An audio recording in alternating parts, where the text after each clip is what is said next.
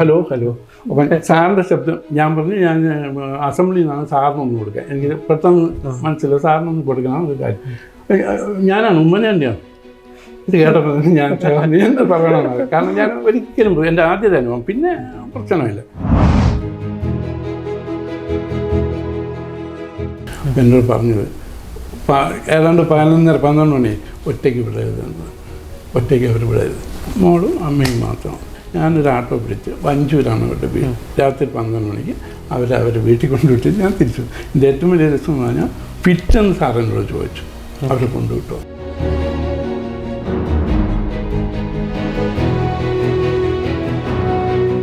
പല ദിവസവും ഭക്ഷണം കഴിക്കാറ്. എന്നിട്ട് ചില ദിവസം സാറ് തനിയെ ഒരു 2 മണിയോ 3 മണിയോ ഇടയ്ക്ക് എപ്പോഴെങ്കിലും സമയം കിട്ടിയാൽ സാറ് തന്നെ അപ്പം ഒരു ടിഫിൻ കയറ്റിയതാണ് കൊണ്ട് അതിൽ നിന്ന് ഒരു പ്ലേറ്റും ഉണ്ടാവും, അതിൽ നിന്ന് ശകലം ഭക്ഷണം എടുത്ത് കഴിക്കും.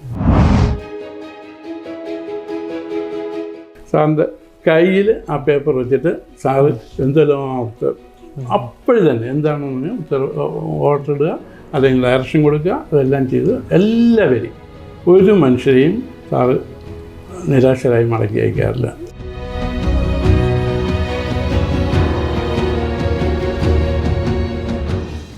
നമസ്കാരം. ആൾക്കൂട്ടത്തെ തനിച്ചാക്കി ഉമ്മൻചാണ്ടി വിടവാങ്ങിയിട്ട് ഇന്ന് 1 വർഷം തികയുകയാണ്. ഈ സാഹചര്യത്തിൽ ഇന്ന് മറുനാടനൊപ്പം ഉള്ളത് 12 വർഷമായി ഉമ്മൻചാണ്ടിയുടെ ഒപ്പം നിന്ന, നിഴലായി നിന്ന additional private secretary Shri Venugopal സാറാണ്. നമസ്കാരം ചേട്ടാ. നമസ്കാരം. ഇന്ന് ഉമ്മൻചാണ്ടി വിടവാങ്ങിയിട്ട് 1 വർഷം തികയാൻ പോവുകയാണ്. ചേട്ടൻ 12 വർഷം അദ്ദേഹത്തിൻ്റെ കൂടെ ഒരു നിഴലായി നിന്ന ഒരു മനുഷ്യനാണ്. എങ്ങനെ ഓർത്തെടുക്കുന്നു അദ്ദേഹത്തിൻ്റെ ഈ ഒരു വിടവാങ്ങൽ? ഞാൻ സാറിൻ്റെ കൂടെ ഏതാണ്ട് 12 വർഷത്തിലധികം സാറിൻ്റെ പേഴ്സണൽ സ്റ്റാഫിൽ ജോലി ചെയ്യുകയായിരുന്നു. സാറിനെക്കുറിച്ച് ഓർക്കുമ്പോൾ നിരവധി സംഭവങ്ങൾ മനസ്സിൽ വരുന്നുണ്ട്. അതിൽ ഞാൻ ഏത് വർഷമായിരുന്നു ചേട്ടൻ സാറ് ഉമ്മൻചാണ്ടി സാറ് 2004 ആഗസ്റ്റ് 31 മുഖ്യമന്ത്രിയായി സത്യപ്രതിജ്ഞ ചെയ്യുന്നത്. അന്ന് ആദ്യത്തെ ആഴ്ച തന്നെ മറ്റ് ഡിപ്പാർട്ട്മെൻറ്റുകളിൽ നിന്ന്, ഞാൻ ലെജിസ്ലേച്ചർ സെക്രട്ടേറിയറ്റിലാണ് വർക്ക് ചെയ്യുന്നുണ്ടായിരുന്നത്. അന്ന് ആദ്യത്തെ ആഴ്ചയിൽ തന്നെ GAD, ഫിനാൻസ്, ലാ എന്നീ ഡിപ്പാർട്ട്മെൻറ്റുകളിൽ നിന്ന് ഉദ്യോഗസ്ഥരെ ജോയിൻ ചെയ്തു. അത് കഴിഞ്ഞിട്ടാണ് ഞാൻ സെപ്റ്റംബർ 17, എനിക്കിന്നും കൃത്യമായി ഓർമ്മയുണ്ട്, സെപ്റ്റംബർ 17 ഞാൻ സാറിൻ്റെ സ്റ്റാഫിൽ വരുന്നത്. വരുമ്പോൾ എനിക്ക് വളരെയധികം ഉത്കണ്ഠ ഉണ്ടായിരുന്നു. പ്രത്യേകിച്ച് ഞങ്ങൾ ഓഫീസിൽ നിന്ന് വരുന്നവരായതുകൊണ്ട് എങ്ങനെയാണ് ഒരു സാറിനെ പോലെ അത്യുന്നതമായ, അല്ലെങ്കിൽ മുഖ്യമന്ത്രി എന്ന് പറയുന്ന സ്ഥാനത്തിരിക്കുന്ന ഒരു സാറിന് മുമ്പിൽ പോകാൻ പോലും എനിക്ക് സത്യം പറഞ്ഞിട്ടൊരു ഭയപ്പാടുണ്ടായിരുന്നു, എങ്ങനെ ഡീൽ ചെയ്യണമെന്ന്. പക്ഷേ സാറിനുമായിട്ട് ഇടപെട്ട് കഴിഞ്ഞപ്പോൾ, അല്ലെങ്കിൽ കുറച്ച് ദിവസങ്ങൾക്കുള്ളിൽ തന്നെ ആ ഒരു പേടി മാറി. സാറ് ഞങ്ങളോട് എല്ലാ പേരോടും സാറിൻ്റെ പ്രത്യേക ഇടപെടൽ നമുക്ക് ആവശ്യമായ ആത്മധൈര്യവും ജോലി ചെയ്യാനുള്ള താല്പര്യം, ഒരു ഉന്മേഷവും ഒക്കെ ഉണ്ടാക്കുന്നു. 12 വർഷത്തോളം വർക്ക് ചെയ്തു എന്ന് പറയുന്നു. അപ്പോൾ അദ്ദേഹത്തിന് എന്നും ഏറ്റവും കൂടുതൽ മറക്കാൻ പറ്റാത്തൊരു അനുഭവം ഉണ്ടായത് എന്തെങ്കിലും? എനിക്ക് സാറിനെ കുറിച്ച് ഓർമ്മിക്കുമ്പോൾ ആദ്യമായി എനിക്കുണ്ടായ അനുഭവം എന്ന് പറയുന്നത് ഇപ്പോഴും ഉൾക്കിടലത്തോടെ മാത്രമേ എനിക്ക് ഓർമ്മിക്കാൻ കഴിയൂ. കാരണം സാറ് ആഗസ്റ്റിൽ മുഖ്യമന്ത്രിയായി. അന്ന് വെറും ഒരു MLA ഭൂരിപക്ഷം മാത്രമാണ് അന്ന് ഭരണപക്ഷത്തുണ്ടായിരുന്നത്. ഡിസംബർ മാസം ആദ്യ ആഴ്ചയാണ് ആദ്യമായി നിയമസഭ കൂടുന്നത്. ഞാൻ നിയമസഭയിൽ നിന്ന് പോയതാണ്. നിയമസഭയുടെ കാര്യങ്ങൾ ഞാനാണ് നോക്കിക്കൊണ്ടിരുന്നത്. അന്ന് ആദ്യ ദിവസം സഭയിൽ വരുന്ന ഏതാണ്ട് നക്ഷത്ര ചിഹ്നമിട്ട ചോദ്യങ്ങളെന്ന് പറയുന്നതാണ് സഭയിൽ മറുപടി പറയുന്നത്. അത് പ്രത്യേകം പ്രിൻ്റ് ചെയ്യും. അതിൽ ഏതാണ്ട് 30 ചോദ്യങ്ങളാണ് ലിസ്റ്റ് ചെയ്യാറുള്ളത്. അതിൽ ആ സമയത്ത് ഏതാണ്ട് 20-ലധികം ചോദ്യങ്ങളും സാറിൻ്റേതായിരുന്നു. മുഖ്യമന്ത്രി മറുപടി പറയേണ്ടതായിരുന്നു. അപ്പോൾ അത് ഓരോന്നും വലിയ ഫയലുകളാണ്, കെട്ടുകണക്കിന് വരുന്നു. അതിനു മുമ്പ് സാറ് മുഖ്യമന്ത്രിയാവുന്നതിന് മുമ്പ് ശ്രീ വക്കം പുരുഷോത്തമൻ സാറായിരുന്നു സ്പീക്കർ. അപ്പോൾ അന്ന് ഒരു കീഴ്വഴക്കം എന്ന് പറയുന്നത് ഏതെങ്കിലും സമാന സ്വഭാവമുള്ള 2 ചോദ്യങ്ങൾ വരികയാണെങ്കിൽ അതിനെ ക്ലബ്ബ് ചെയ്യുന്ന ഒരു രീതിയുണ്ട്. പക്ഷേ ക്ലബ്ബ് ചെയ്യുന്നെങ്കിൽ സ്പീക്കറുടെ മുൻ അനുവാദത്തോടു കൂടിയും കൺസേൺഡ് മന്ത്രിയെ അറിയിച്ചുകൊണ്ട് മാത്രമേ ചെയ്യാറുള്ളൂ. പക്ഷെ അന്ന് ഏതാണ്ട് 2ാമത്തെ ചോദ്യമാണെന്ന് തോന്നുന്നു, അത് മുല്ലപ്പെരിയാർ ഇഷ്യൂ സംബന്ധിച്ചായിരുന്നു. അന്ന് വളരെ വിവാദമായ ചോദ്യമാണ്. അതിന് ആൻസർ മുഖ്യമന്ത്രി മറുപടി പറയേണ്ടതുണ്ട്. അന്ന് അതിൻ്റെ കൂടെ അപ്പോൾ ഞങ്ങൾ ഏതാണ്ട് 10-22 ചോദ്യങ്ങളുടെ വലിയ ഫയലുകൾ ഉണ്ടായിരുന്നതുകൊണ്ട് ആദ്യത്തെ 5 ചോദ്യം മിക്കവാറും 3-4 ചോദ്യങ്ങൾ മാത്രമേ സഭയിൽ മറുപടി പറയാറുള്ളൂ. അതുകൊണ്ട് ആ ആദ്യത്തെ 5 ചോദ്യം മാത്രം സാറിൻ്റെ മേശപ്പുറത്ത് വയ്ക്കുകയും ബാക്കി ഓഫീസിൽ സൂക്ഷിക്കുകയായിരുന്നു ചെയ്തത്. സാറിൻ്റെ നിയമസഭയിലെ ഓഫീസിൽ. അത് ആൻസർ ഇങ്ങനെ അന്ന് രാവിലെ തന്നെ ഞാൻ ബന്ധപ്പെട്ട ചോദ്യവുമായി ബന്ധപ്പെട്ട ഉദ്യോഗസ്ഥനോട് ചോദിച്ചിരുന്നു, ഇങ്ങനെ ക്ലബ്ബ് ചെയ്യാൻ എന്തെങ്കിലും സാധനം. കാരണം 28ാമത്തെ ചോദ്യം എന്ന് പറയുന്നത് ആളിയാർ നദീതട പദ്ധതിയെക്കുറിച്ചാണ്, അത് കരാറിനെ കുറിച്ച്. അത് മുല്ലപ്പെരിയാറുമായിട്ട് ബന്ധമൊന്നുമില്ല, അതുകൊണ്ട് ക്ലബ്ബ് ചെയ്യാൻ സാധ്യതയില്ല എന്നാണ് ഞാൻ വിചാരിച്ചത്. പക്ഷേ അന്ന് പുതിയ സ്പീക്കറാണ്. സാറ് ആദ്യത്തെ ചോദ്യത്തിന് മറുപടി പറഞ്ഞ് തീർന്നപ്പോൾ പെട്ടെന്ന് ആരോ ചോദിച്ചു, ആളിയാർ നദീതട കരാറിനെ കുറിച്ചുകൂടെ ആൻസർ പറഞ്ഞുകൂടെ എന്ന് ചോദിച്ചു. സാർ ഉടനെ പറയാമെന്ന് പറഞ്ഞ് നോക്കിയപ്പോൾ സാറിൻ്റെ മേശപ്പുറത്ത് ഫയൽ വെച്ചിട്ടില്ലായിരുന്നു. പെട്ടെന്ന് അപ്പം ഞാൻ സാറിൻ്റെ ഓഫീസിലാണ്. ഞാൻ പെട്ടെന്ന് ഫയലും കൊണ്ട് പോകുന്നതിനിടയ്ക്ക് സമയം കഴിഞ്ഞു. അവിടെ പോയി തിരിച്ച് ഓഫീസേഴ്സ് ഗാലറി കയറി ഈ ഫയൽ അറ്റൻഡർ വിളിച്ച് കൊടുക്കുമ്പോഴത്തേക്ക് സമയം വൈകി. അയാൾ ഈ സാർ ഇങ്ങനെ ഒന്ന് നോക്കി ഗാലറിയിലോട്ട് നോക്കിയിട്ട് സാറ് ചോദ്യമെടുത്തു, ചോദ്യം വായിച്ചു. കൃത്യമായി സാർ ആ ചോദ്യത്തിന് ഉത്തരം ഓഫ് ഹാൻഡായിട്ട് പറഞ്ഞു. ഇത് കഴിഞ്ഞപ്പോഴും എനിക്കാണ് ആ ഭയപ്പാടായി. ഞാനാണ് അതിൻ്റെ ബന്ധപ്പെട്ട ഉദ്യോഗസ്ഥൻ. ഞാൻ എന്ത് ചെയ്യും? ഞാൻ ഓടി തിരിച്ച് ഓഫീസിൽ വന്നപ്പം PS പറഞ്ഞു, എന്ത് പറ്റി വേണം, ഇപ്പം കുഴപ്പമായല്ലോ. ഞാനാകെ ശരിക്കും ഭയപ്പെട്ടു. അതിനിടയ്ക്ക് KH സാർ MLA ഉണ്ടായിരുന്നു. അന്ന് സാറും ഓടി വന്ന് പറഞ്ഞു, എന്ത് പറ്റിയെന്ന് വെച്ചാൽ ഇതെല്ലാം കൂടി കേട്ടപ്പോൾ ഞാൻ എൻ്റെ ആദ്യത്തെ ദിവസമാണ് ജോലി എനിക്ക് ജോലി പോകുന്നതല്ല, എന്തായാലും വഴക്ക് സ്വാഭാവികമായിട്ടും മുഖ്യമന്ത്രിയാണ്. മുഖ്യമന്ത്രിക്ക് സഭയിൽ ഇങ്ങനെ ഒരു സംഭവം ഉണ്ടാവുക എന്ന് പറഞ്ഞാൽ സങ്കല്പിക്കാനൊക്കാത്ത കാര്യം. സാറ് ഇതെല്ലാം കഴിഞ്ഞ് തിരിച്ചു വന്നു. ഞാനിവിടെ ഇങ്ങനെ വിഷമിച്ച് നിൽക്കുകയാണ്. സാറ് എന്നോട് ചോദിച്ച്, വയ്ക്കാൻ വിട്ടുപോയോ? ചിരിച്ചുകൊണ്ട് ഒരു പ്രശ്നമില്ല. പക്ഷേ എനിക്ക് തോന്നുന്നു സാറിന് അറിയാം, ക്ലബ്ബ് ചെയ്തതല്ല, സാർ ഓഫ് ഹാൻഡായിട്ട് മറുപടി പറഞ്ഞാണ്. പക്ഷേ അപ്പോഴും ഞാൻ പറഞ്ഞു, ഇങ്ങനെ ക്ലബ്ബ് ചെയ്യുന്ന വിവരം നമ്മളോട് പറഞ്ഞില്ല, അതാണ് ഞാൻ എല്ലാ കെട്ടും കൂടെ വയ്ക്കാത്തത്. എങ്കിലും എൻ്റെ ഭാഗത്തു നിന്ന് ഉപയോഗിച്ച് അത്. പക്ഷെ അതിനുശേഷം അതിനെക്കുറിച്ച് അപ്പോഴും തന്നെ അത് തീർന്നു, സമാധാനമായി ആയി. ഇങ്ങനെ ഒരു സംഭവം ഉണ്ടായതാണ് എൻ്റെ ആദ്യത്തെ അനുഭവം. അത് കഴിഞ്ഞ് ഇതുപോലെ ഒത്തിരി സംഭവം അന്ന് ശേഷം ഞങ്ങളൊക്കെ സാറിൻ്റെ ഓരോ കാര്യങ്ങളും നമ്മൾ സാക്ഷിഭാവത്തിൽ കാണുകയും അത് ഉൾക്കൊള്ളുകയും ചെയ്തു. എപ്പോഴെങ്കിലും ദേഷ്യപ്പെട്ട് സാർ ഞങ്ങളോട് ഇന്ന് വരെ ഒരു കാരണവശാലും ദേഷ്യപ്പെട്ടതായിട്ട് ഞാൻ കണ്ടിട്ടില്ല. മാത്രമല്ല സാറിൻ്റെ ഓരോ അനുഭവങ്ങൾ, സാറിൻ്റെ ഓരോ പ്രവൃത്തിയും, സാറ് പ്രത്യേകിച്ച് എനിക്ക് തോന്നുന്നു നിയമസഭയ്ക്കകത്ത് ഇത്രയും കൂടുതൽ ഇൻവോൾവ്മെൻ്റ് ഉള്ള ഒരു മുഖ്യമന്ത്രിയോ ഒരു സഭാ അംഗമോ ഉണ്ടാവും എന്ന് തോന്നുന്നില്ല. ഏത് കാര്യത്തിനും സാറിൻ്റെ ഒരു പ്രത്യേക രീതി എന്ന് പറഞ്ഞാൽ നിയമസഭയ്ക്കകത്ത് ഏത് ഇഷ്യൂ വന്നാലും ആരെങ്കിലും, ഇന്നത്തെ പോലെയല്ല, ആരെങ്കിലും ഒന്ന് എണീറ്റ് ഒരു ചോദ്യം ചോദിച്ചാൽ ആ സമയത്ത് സാറ് സീറ്റിലിരുന്നിട്ട് ചോദ്യം ചോദിക്കുന്ന ആളിന് അതാണ് സാറിൻ്റെ ശക്തി. അതിൽ നിന്നാണ് സാറ് പ്രചോദനം ഉൾക്കൊണ്ട് കർശനമായി പറയേണ്ട കാര്യങ്ങൾ കൃത്യമായി പറയുകയും ചോദ്യകർത്താവിനെ ഇരുത്തുകയും ചെയ്യാനുള്ള ഒരു പ്രത്യേക സ്ഥിതി അത് സാറിൻ്റെ ഒരു പ്രത്യേക കഴിവാണ് അസംബ്ലി ഇവിടെയുള്ള. എന്ന് വെച്ചാൽ അതുപോലെ മറ്റു കാര്യങ്ങളെക്കുറിച്ച് ഞാൻ പറയേണ്ട കാര്യമില്ല, എല്ലാവർക്കും അറിയാവുന്നതാണ്. പൊതുജനങ്ങളോടുള്ളതായാലും ഒരു കാര്യമായാലും. അതുപോലെ സാറ് സഭയിലൊക്കെ എന്തെങ്കിലും കൂടുതൽ സാറിൻ്റെ ഇപ്പം ഡിമാൻഡ് ഡിസ്കഷൻ കഴിഞ്ഞിട്ട് മറുപടി പറയേണ്ട ദിവസം അല്ലെങ്കിൽ സബ്മിഷനോ അടിയന്തര പ്രമേയത്തിനോ ഒക്കെ മറുപടി പറയേണ്ട സമയം അതുണ്ടെങ്കിൽ സാറിൻ്റെ ഒരു പ്രത്യേകത എന്ന് പറഞ്ഞാൽ സാർ അന്ന് വളരെ കൂടുതൽ സംസാരിക്കാനുള്ള ദിവസം സാർ ഭക്ഷണമേ കഴിക്കാറില്ല. ഭക്ഷണമേ കഴിക്കാറില്ല. അന്ന് സാറിൻ്റെ കൂടെയുള്ള ആർ കെ സാറൊക്കെ ഉണ്ട്. സാറൊക്കെ എന്ന് പറഞ്ഞാൽ രാവിലെ വീട്ടിൽ 8:30 മുമ്പ് സഭയിൽ വരും. പിന്നെ വീട്ടിൽ അതിന് മുമ്പ് 5 മണി മുതൽ തുടങ്ങുന്ന ജനസദസ്സാണ്. അത് മുഴുവൻ തീർത്തിട്ടായിരിക്കും വരുന്നത്. അവിടെ നിന്ന് പോലും വെള്ളം കൂടി ഇവിടെ വന്നാൽ അവർക്ക് കോഫി വെച്ച് ഒരു ദോശയോ ഒരു പുഴുങ്ങിയ പഴമോ വാങ്ങി അവിടെ ഇരുന്ന് സാർ സഭയിൽ എന്തെങ്കിലും മറുപടി പറയാനുള്ള ദിവസം സഭയ്ക്ക് അകത്തിരിക്കുന്നതല്ലാതെ റൂമിലോട്ട് വരാറേയില്ല. അവിടെ തന്നെ കുത്തി ഓരോ അംഗവും പറയുന്നത് മുഴുവൻ കുറിച്ചെടുക്കും. എന്തെങ്കിലും ആവശ്യമുള്ള ഡീറ്റെയിൽസ് വേണമെങ്കിൽ നമുക്ക് കുറിപ്പ് തരും. നമ്മൾ ലൈബ്രറിയിൽ നിന്നോ അല്ലെങ്കിൽ ബാക്കി സാധനങ്ങൾ നമ്മൾ എടുത്തു കൊടുക്കും. അതെല്ലാം കഴിഞ്ഞ് മറുപടി പറഞ്ഞ് തീരുമ്പോഴത്തേക്ക് 3-4 മണിയായിരുന്നു വരും. ഇപ്പം ഹോമിൻ്റെ ജനറൽ അഡ്മിനിസ്ട്രേഷൻ്റെയൊക്കെ ഡിമാൻഡ് ഡിസ്കഷനൊക്കെ സാധാരണ മറുപടി പറയേണ്ട. പിന്നെ അതുപോലെ അടിയന്തര പ്രമേയങ്ങൾ ഇത് കഴിഞ്ഞിട്ട് വരുമ്പോൾ ഒന്നും ആ വാങ്ങിയ ദോശ അതുപോലെ ഇരിക്കും. സാർ കഴിക്കാറില്ല.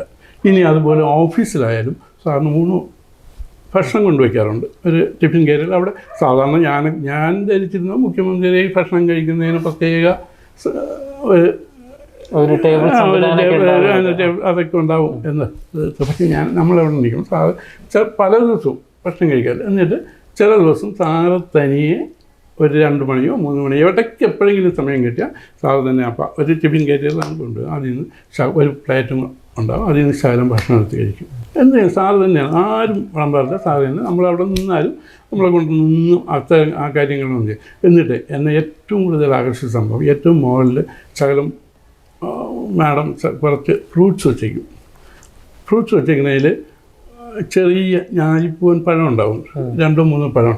അതിൽ സാർ ഇങ്ങനെ തിരിഞ്ഞ് ഏറ്റവും കേടായ പഴം, ചീഞ്ഞ പഴം ഉണ്ടല്ലോ, അതിൽ പതിയെ കാണും. പതി ചീഞ്ഞായി അത് അല്ല ചോദിക്കാല്ല. സാറിന് അതാണ് അത് കാരണം അത് ചീഞ്ഞായി പോവും. അതുകൊണ്ട് അത് കഴിക്കാം, അതായിരിക്കും കഴിക്കുക. അപ്പോൾ അതൊക്കെ കാണുമ്പോൾ നമുക്ക് നമ്മുടെ മനസ്സിൽ CMO അല്ലെങ്കിൽ മുഖ്യമന്ത്രി എന്നൊക്കെ പറയുന്ന കൺസെപ്റ്റൊന്നും എല്ലാം പോവുകയാണ്. സാറിന് ഞാൻ കുറച്ച് കാലം കഴിയുമ്പോൾ എനിക്ക് സാറിനോട് ഒരുതരം ഈശ്വരീയമായ ഒരു ആരാധന, സത്യമാണ്, ഞാൻ സാറിനോടത് പറഞ്ഞിട്ടുണ്ട്. സാർ ഞാൻ ദൂരെ നിന്ന് നമ്മളെക്കാളൊക്കെ എത്രയോ ഉയരമുള്ള ഒരാളിനെ കാണുന്ന രീതിയിൽ മാത്രമേ സാറിനെ കണ്ടിട്ടുള്ളൂ. സാർ അതുപോലെ നിരവധി കാര്യം. ആരോടെങ്കിലും ദേഷ്യപ്പെടുന്നത് കണ്ടിട്ടുണ്ടോ? താങ്കളോട് ദേഷ്യപ്പെട്ടില്ല? ഇല്ല.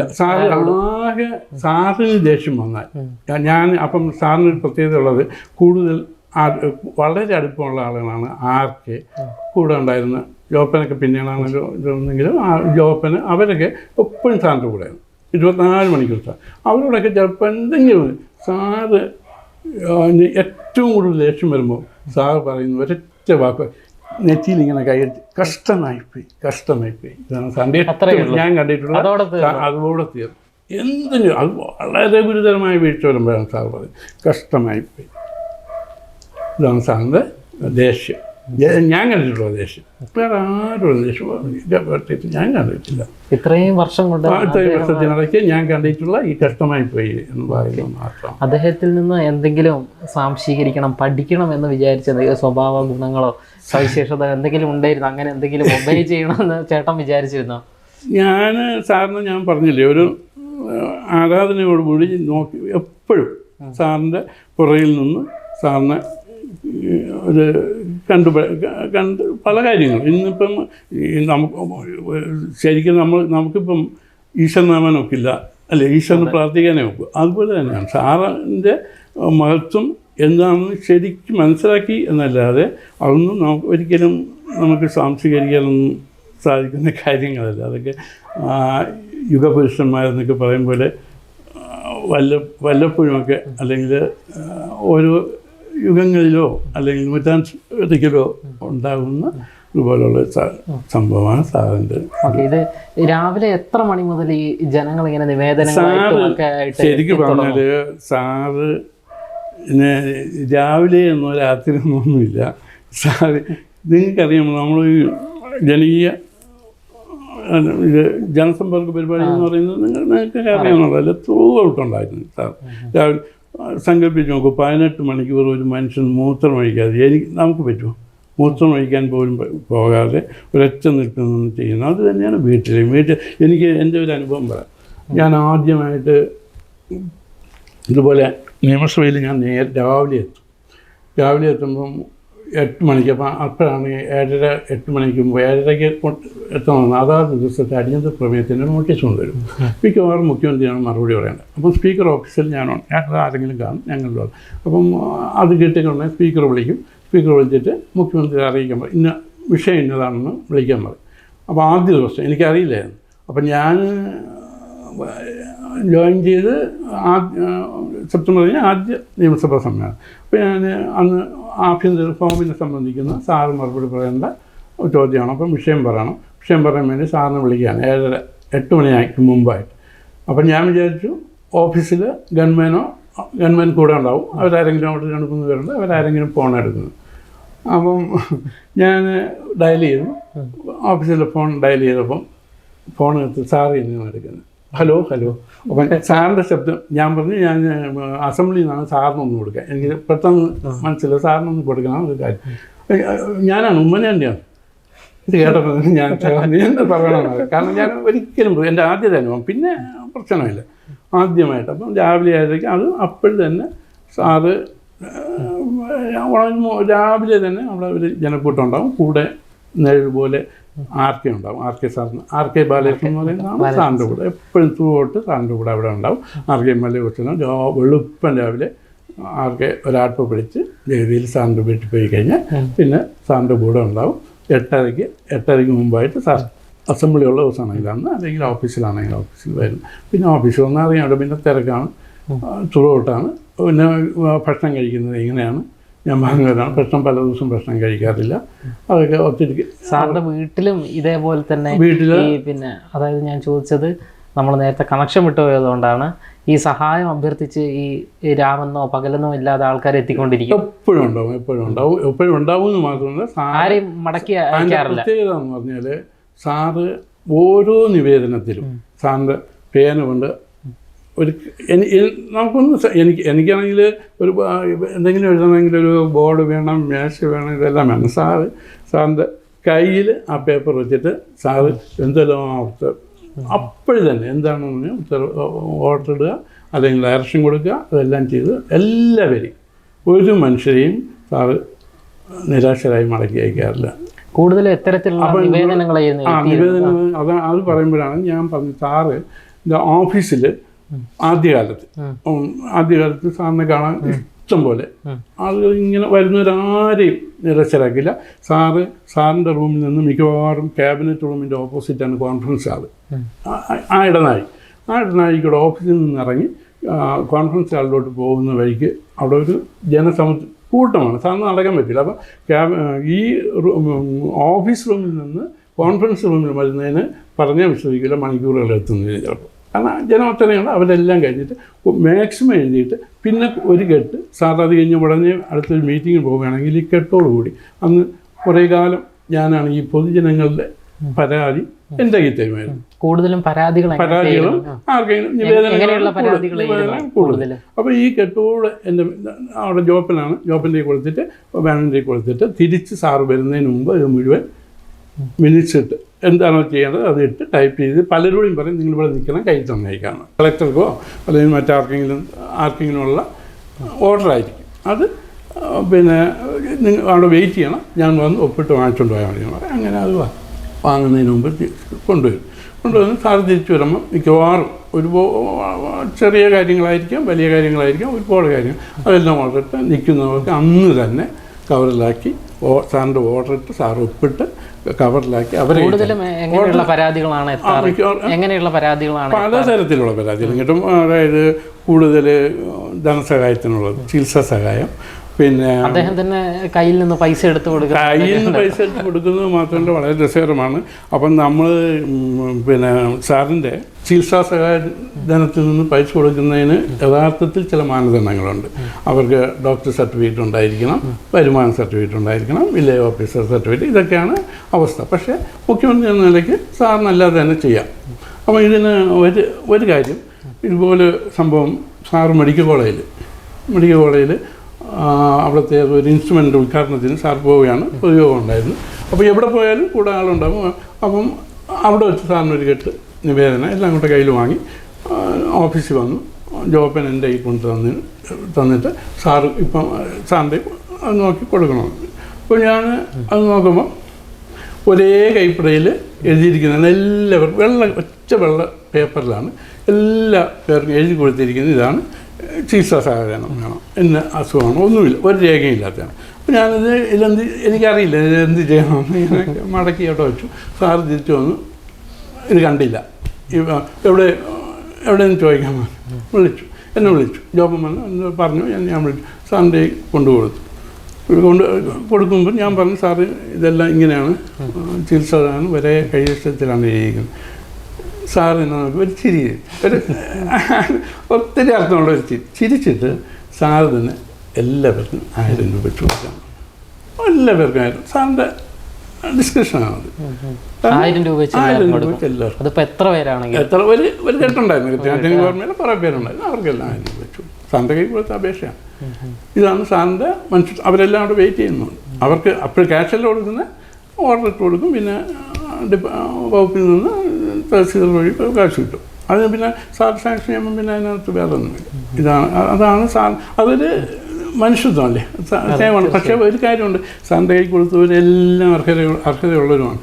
സാർ തന്നെ അപ്പം നമ്മൾ ചോദിക്കാറുണ്ട്, കല്ലറയുടെ മുൻപിലും നിവേദനങ്ങൾ ഒത്തിരി വരുന്നു കേട്ടു. അത് സാറ് ഇത് ചോദിക്കുമ്പം അതിൻ്റെ മാനദണ്ഡം എന്ന് പറയുന്നത് അഥവാ 1 or 2 പേര് അനർഹരാണെങ്കിൽ കൂടി ബാക്കി 100 പേർ, അതാണ് സാറിൻ്റെ ഒരു പ്രിൻസിപ്പിൾ. അതാണ് 100 കാര്യം ചെയ്യുമ്പോൾ 2 അനർഹർക്ക് അല്ലെങ്കിൽ തെറ്റാണെങ്കിലും ബാക്കി 98 പേർക്കും ശരിയാണ് കിട്ടുന്നത്. അതാണ് സാറിൻ്റെ ഒരു പ്രിൻസിപ്പിൾ. ഇനി അവൻ്റെ നാളെ വയനാട്ടിലൊരു കഥ, വളരെ കഥയല്ല ഒരു സംഭവം.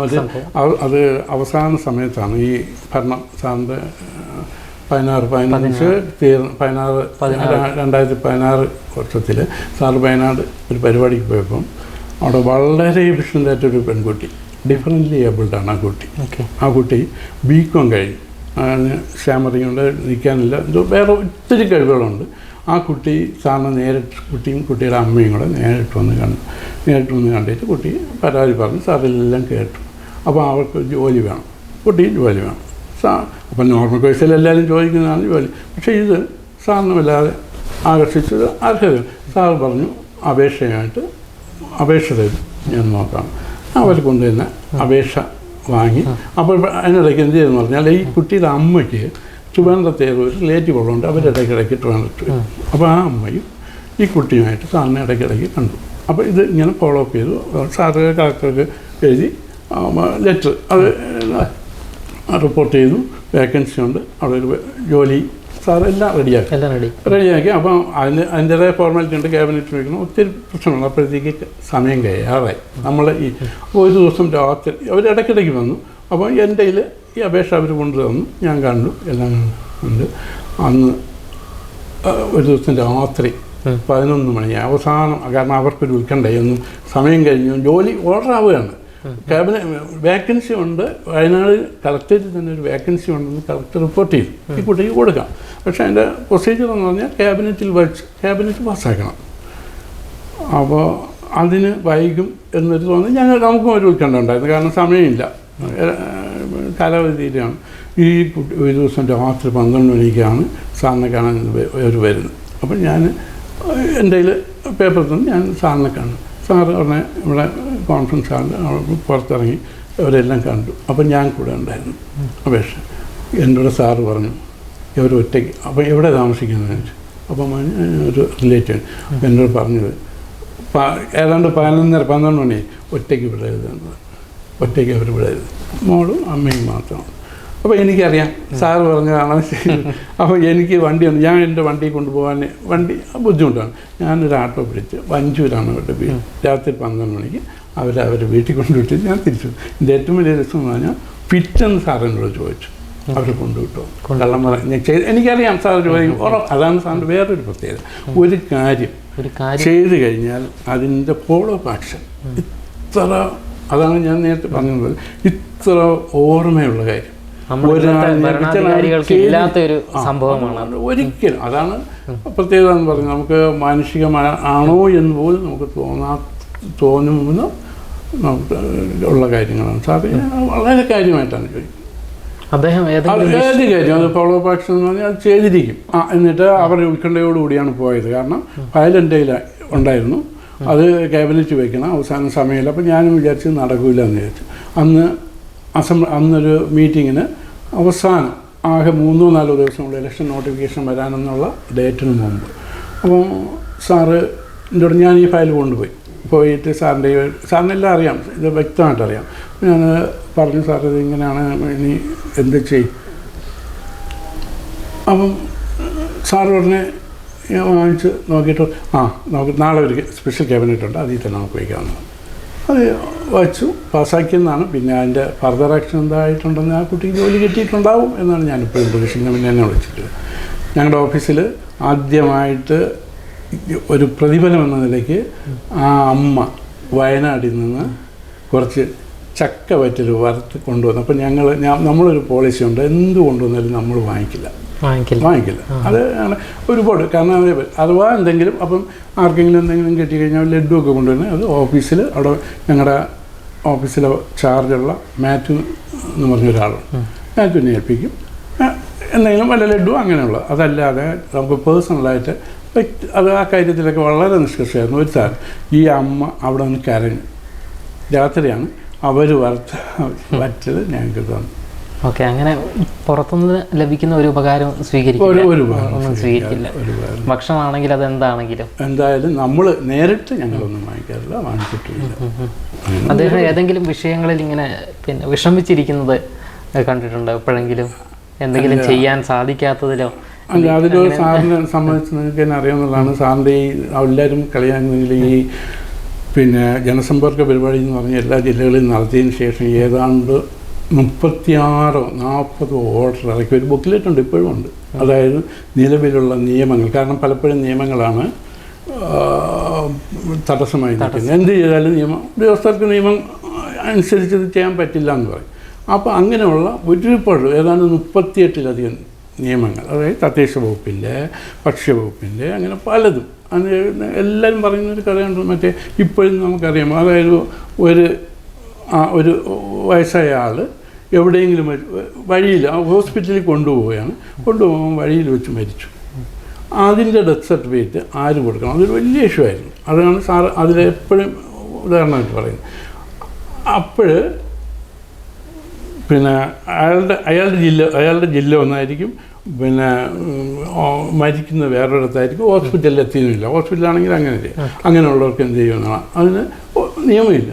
അപ്പോൾ സാറ് ഇതിനൊരു പരിഹാരം കണ്ടാണ്, എവിടെയാണോ ക്രിമേഷൻ നടക്കുന്നത് ആ സ്ഥലത്ത് വില്ലേജ് ഓഫീസർ സർട്ടിഫിക്കറ്റ് കൊടുക്കും. എന്ത് ക്ലീനായില്ലേ?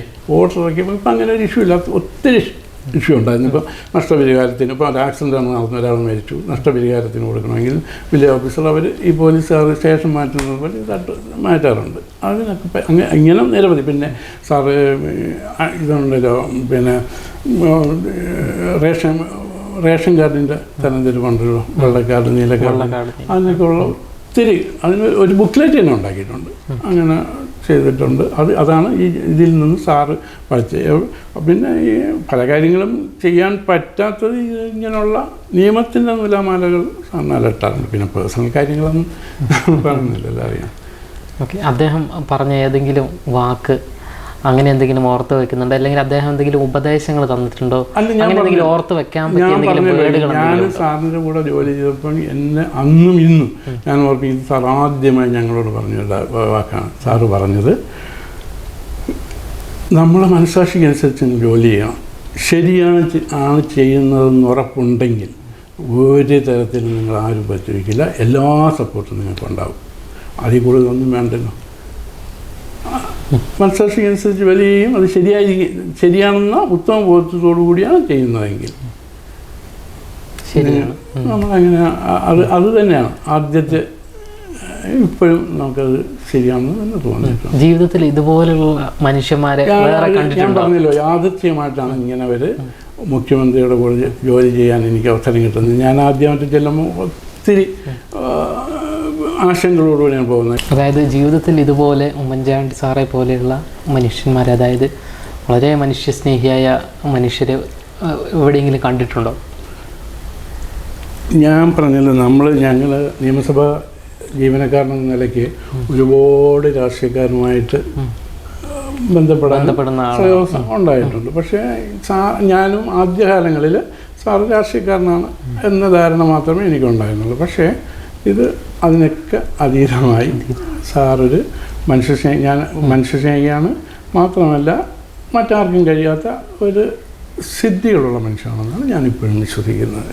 സാറ് മൺമറഞ്ഞു പോയി എങ്കിലും അങ്ങനെയാണ് ഞാൻ വിശ്വസിക്കുന്നത്. സാറിൻ്റെ ആ ഒരു കമ്മിറ്റ്മെൻറ്റ് ഞങ്ങൾക്ക് ഓർമ്മയുണ്ടെന്നറിയില്ല. സാറ് പിന്നെ സത്യപ്രതിജ്ഞ ചെയ്ത് മന്ത്രിയായ ആ സമയത്താണ് ഓഖി ദുരന്തം ഉണ്ടാകുന്നത്. ഓർമ്മയുണ്ടല്ലോ, ആ സമയത്ത് ഓഖി ദുരന്തം ഉണ്ടാകുമ്പോൾ വല്ലാത്ത വാർത്തകളാണ് വന്നുകൊണ്ടിരിക്കുന്നത്. നമുക്ക് അറിയാം. പെട്ടെന്ന് അന്ന് രാത്രി 12 മണിക്ക് സാറ് ഓഫീസിലുണ്ട്, ഞങ്ങളെല്ലാം ഉണ്ട്. വാർത്ത കേട്ട് മറ്റും സാറ് ഉടൻ തന്നെ എല്ലാ മന്ത്രിമാരെയും വരാൻ പറഞ്ഞു. അടിയന്തരമായി എല്ലാ മന്ത്രിമാരും വന്നത്. പലരും പല സ്ഥലത്താണ്, അസമയമാണ്. പലരും മറ്റ് പലതരത്തിൽ വ്യാപൃതരാണ്. ഓരോരുത്തർ വ്യക്തിപരമായ കാര്യങ്ങളായി സകലവരെയും വിളിച്ചിട്ട് അന്ന് രാത്രി അവിടെ സാറിൻ്റെ റൂമിൽ തന്നെ, അത് സ്പെഷ്യൽ ക്യാബിനറ്റ് മന്ത്രിസഭാ യോഗം കൂടി. അന്ന് സാർ ഉറങ്ങിയിട്ടില്ല, വീട്ടിൽ പോയില്ല മുഴുവൻ സമയം. പിന്നെ ഉള്ളത് സംഭവമാണ്, ചരിത്രമാണ്. സാറിൻ്റെയൊക്കെ അറിയാമോ? അതൊക്കെ സാധാരണ രീതിയിൽ അതൊക്കെ ആരും ചെയ്യുമെന്ന് എനിക്ക് തോന്നുന്നില്ല. അങ്ങനെ കഴിഞ്ഞ് അത്തരം കാര്യങ്ങളിലും സാറിൻ്റെ നടപടിക്രമങ്ങൾ അല്ലെങ്കിൽ ഒരു നടപടിക്രമങ്ങൾക്കും വിധേയനാകാതെ അതിനെല്ലാം അതീതമായി മനുഷ്യരെ സഹായിക്കുക എന്നുള്ളതും മനുഷ്യത്വം കാണിക്കുക എന്നതും അത് മാത്രമാണ് സാറിൻ്റെ ലക്ഷ്യം. ഈ ആരോഗ്യാവസ്ഥ ഏറ്റവും അവസാനം ആ ഒരു സമയത്ത് പോയി കണ്ടിരുന്നു? ഞാൻ കണ്ടിരുന്നു. ഞാൻ പോയിരുന്നു. അവസാനം വല്ലാത്ത പോയി കണ്ടിരുന്നു. എന്തെങ്കിലും അന്ന് സംസാരിച്ചിരുന്നു? സംസാരിക്കാൻ പോലും പറ്റാത്ത ദിവസങ്ങളും ഉണ്ടായിരുന്നു. അവസാനം അന്ന് സാറിന് ന്യൂമോണിയൊക്കെ വന്നിട്ട് തിരിച്ചിവിടെ നെയ്യാറ്റിൻകര ഹോസ്പിറ്റലിലാക്കുന്നതിൻ്റെ അന്നാണ് ഞാൻ അവസാനമായി സാറിനെ കാണുന്നത്. പിന്നെ കാണാൻ പറ്റിയിട്ടില്ല. കുടുംബവുമായിട്ടുള്ളൊരു ബന്ധമൊക്കെ എങ്ങനെയായിരുന്നു? നമ്മളെ കുടുംബകാര്യങ്ങളൊക്കെ ഇങ്ങോട്ട് ചോദിക്കുകയൊക്കെ ചെയ്യുക, വിശേഷങ്ങളൊക്കെ ചോദിക്കാറുണ്ട്? തീർച്ചയായിട്ടും അങ്ങനെയൊക്കെയുള്ള കാര്യങ്ങളിൽ എല്ലാ കാര്യത്തിലും സാർ ഇടപെടും. പിന്നെ എനിക്ക് സത്യത്തിൽ എനിക്ക് വ്യക്തിപരമായ ആവശ്യങ്ങളൊന്നുമില്ലായിരുന്നു. അതുകൊണ്ട് ഞാൻ അത്തരം കാര്യങ്ങളൊന്നും സാറിനോട് പറഞ്ഞിട്ടില്ലായിരുന്നു. ബാക്കിയുള്ളവരുടെ ഏത് കാര്യത്തിലും എല്ലാവരുടെ കാര്യത്തിലും സാറിന് അത് സംഭവങ്ങളെല്ലാം അങ്ങനെ ഉണ്ടായിരുന്നു.